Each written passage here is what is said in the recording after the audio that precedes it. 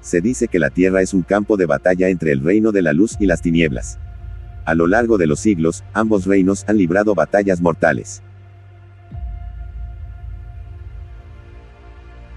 En la epístola a los Efesios, capítulo 6, el apóstol Pablo motiva a sus lectores a vestir la armadura de Dios. El objetivo, estar firmes contra toda acechanza del diablo. Hoy más que nunca debemos obedecer la encomienda, hacer uso de la auténtica armadura de Dios, y así librar la batalla en contra del reino de las tinieblas, en el verdadero campo de batalla. A través de este estudio aprenderemos a descifrar este pasaje bíblico, a conocer lo que Pablo pretendía comunicar a los efesios, y cuál es el verdadero rol del cristiano en la guerra en contra del reino de las tinieblas.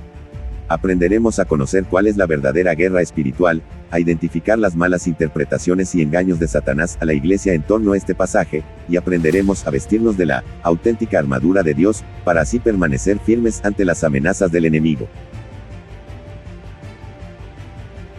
La armadura de Dios.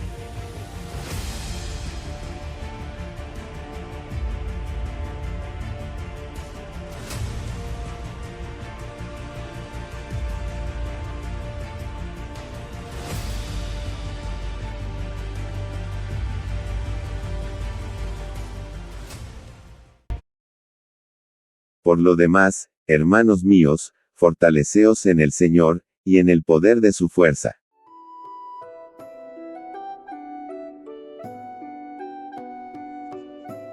La vida actual es extremadamente rápida y ocupada.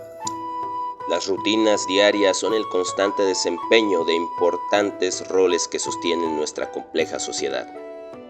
Las ocupaciones nos absorben de tal modo que vivimos atrapados en los afanes de este mundo.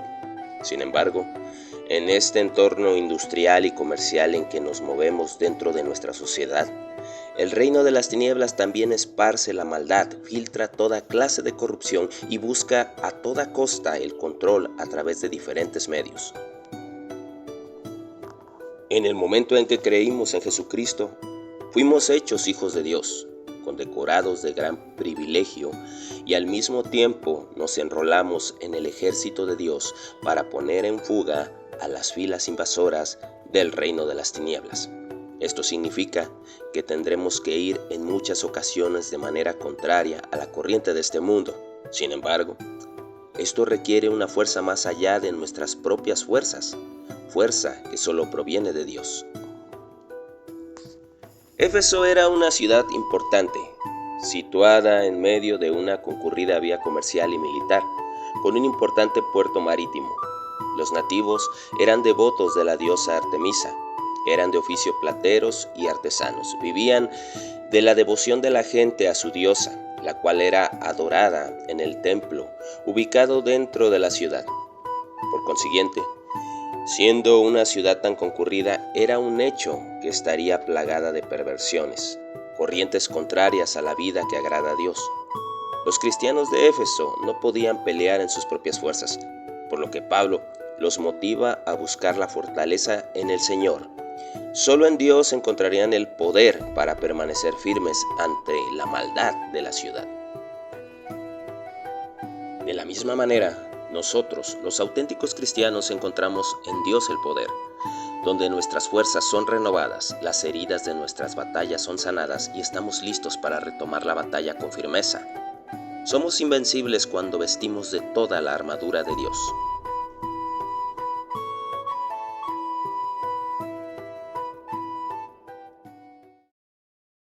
Vestíos de toda la armadura de Dios, para que podáis estar firmes contra las acechanzas del diablo. Hoy en día, Satanás, el gobernante del reino de las tinieblas, se ha encargado de engañar a los cristianos para mantenerlos al margen de esta guerra y hacerlos inútiles, enviándolos a campos de batalla inexistentes. Existen grupos religiosos y sectarios que han interpretado de forma incorrecta este pasaje y han logrado que sus falsas enseñanzas se filtren entre los verdaderos cristianos. Muchos piensan que en algún lugar de los cielos existe una bodega celestial, donde Dios tiene guardadas una infinidad de armaduras espirituales hechas de un material desconocido para el hombre, armaduras invisibles, las cuales viajan a través del espacio y se ensamblan en el cuerpo de los creyentes en el momento que éstos lo declaran, tal y como ocurre en las series japonesas. Tales creyentes se la pasan buscándole guerra al diablo de manera equivocada. Declaran frases que más bien parecen conjuros, hacen movimientos místicos, hacen uso de espadas de juguete y otros objetos a los que les atribuyen un poder simbólico. Lanzan golpes al aire como si tuvieran superpoderes y piensan que de esa manera el diablo huirá. Aseguran que muchas de las cosas malas que les ocurrieron es porque no se vistieron con la armadura de Dios para comenzar el día y viven haciendo guerra contra seres imaginarios. Viven atrapados en un misticismo infructuoso que, lejos de liberarlos, los ata a una vida sumergida en la superstición.